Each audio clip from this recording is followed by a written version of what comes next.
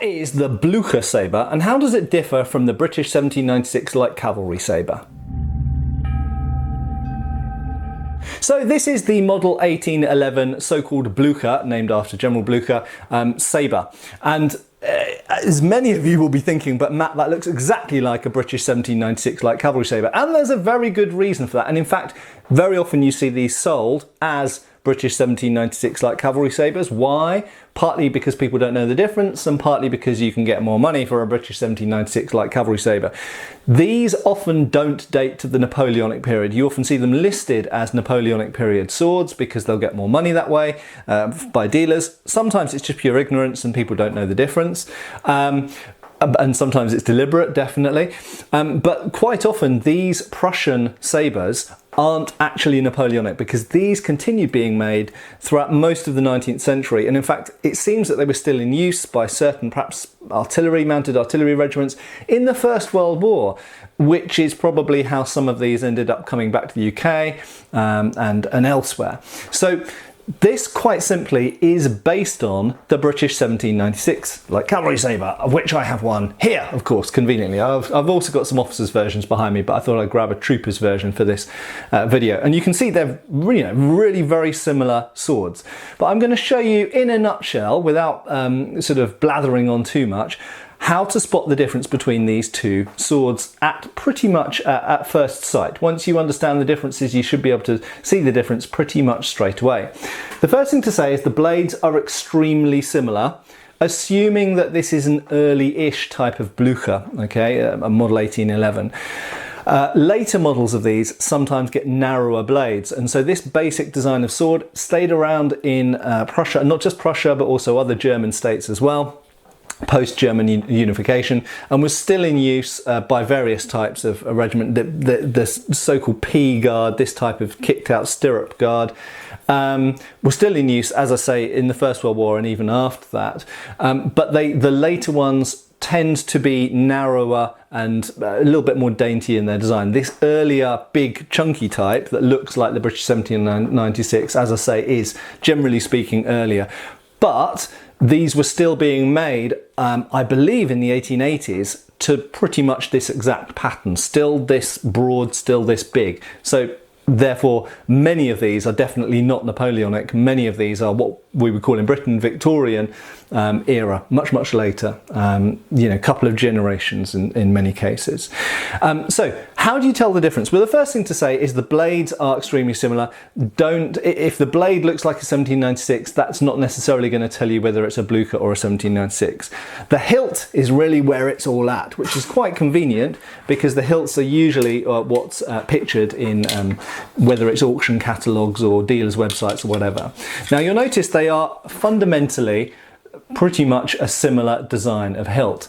However, the first thing is the overall proportions. So the Prussian ones, particularly the mid-19th century ones, the earlier ones not so much, but certainly by the time we get to the mid-19th century, are much heavier built in the hilt. You'll notice the thickness of this guard on the Blücher is way thicker than the 1796, than the British one. Okay, now I just want to add a caveat to everything I'm saying here, that there is variation in the British ones and there is variation in the German ones.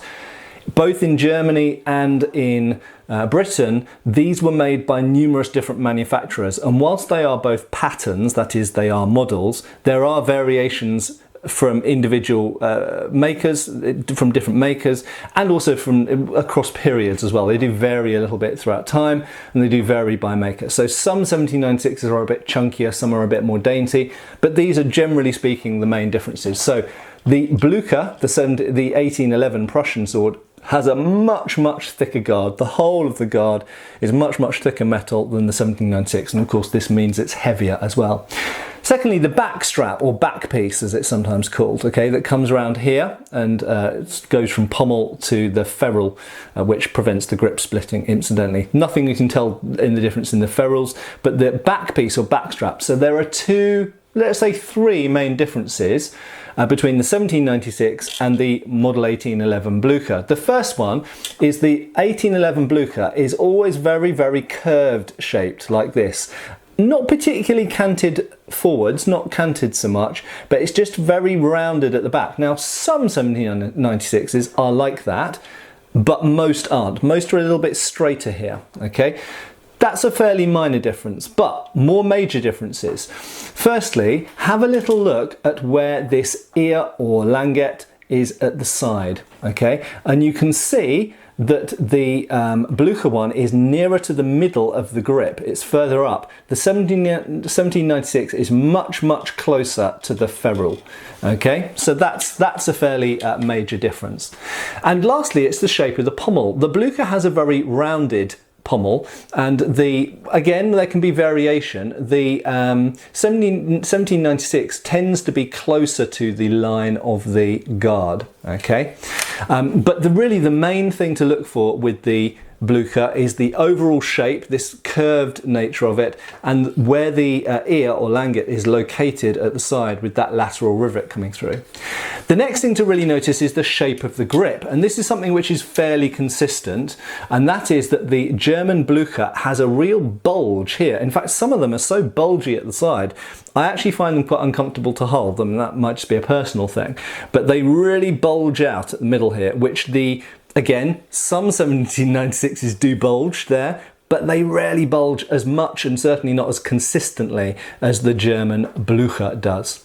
The next thing to notice is the proper langet that come down here either side of the scabbard when it's in the scabbard.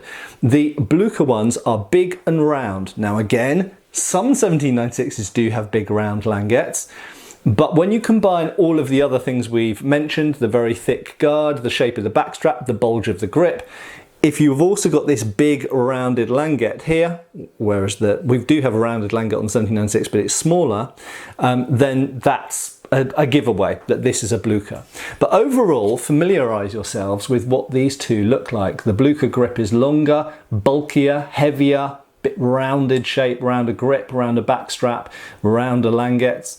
So if you familiarise yourself with the overall shape of the 1811 Blücher, you'll very quickly recognise them as being different from the 1796. The final thing which really helps you like put the nail in the coffin and know that a sword is a Blücher rather than a 1796 is very, very often, and this is an example, I don't know how well it will show up on camera, on the side of the guard, there we go, you can just about see there are numbers and stamps and letters, and they are usually a relatively long and complex series of letters and numbers. If you have a lot of letters and numbers along the side of the guard here, sometimes it can be both sides, sometimes it can be in other parts of the guard as well, sometimes they're on the scabbard also, but if you have them on there, that is pretty much always a German 1811 Blücher. Okay, and just to make clear, why do these swords look so similar? Well, quite simply because, as I said, the Blücher is a copy of the 1796, but then it stayed around longer, debatably, although the 1796 in Indian service did stay around quite a long time. And this diverged, the design of the Prussian one diverged from the original British one. But you may or may not know that Napoleon referred to Britain, Great Britain, in the Napoleonic Wars as a nation of shopkeepers. And one of the explanations for that is that when we weren't necessarily always fighting Napoleon, certainly on land, we were selling weapons and equipment and food and all sorts of things to other nations who were fighting him. So one of the ways that we fought Napoleon was to sell stuff and in some cases give stuff to our allies. And one of our allies, of course, was Prussia. Anyone who knows the Battle of Waterloo and Blücher turning up and all that kind of stuff will know that. And the Prussians bought a lot of 1796s from Britain. And in fairness, parts of Germany had been actually producing these types of swords for Britain as well. And essentially they copied it and it became the model 1811 Blücher Sabre.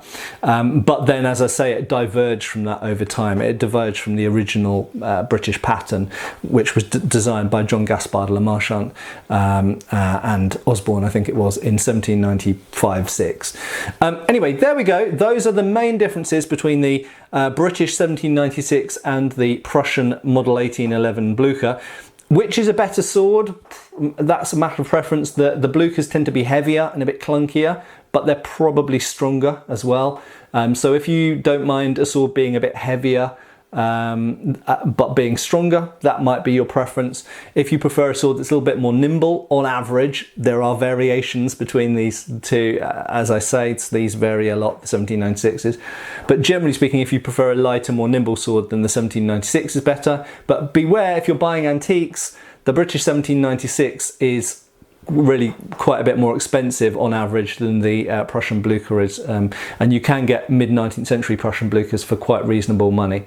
Anyway, thanks for watching. Hope that's been useful for some of you and interesting for others.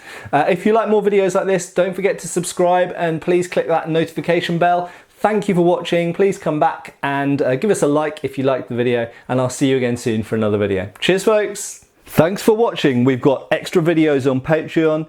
Please give our Facebook a like and subscribe if you haven't already. Cheers, folks.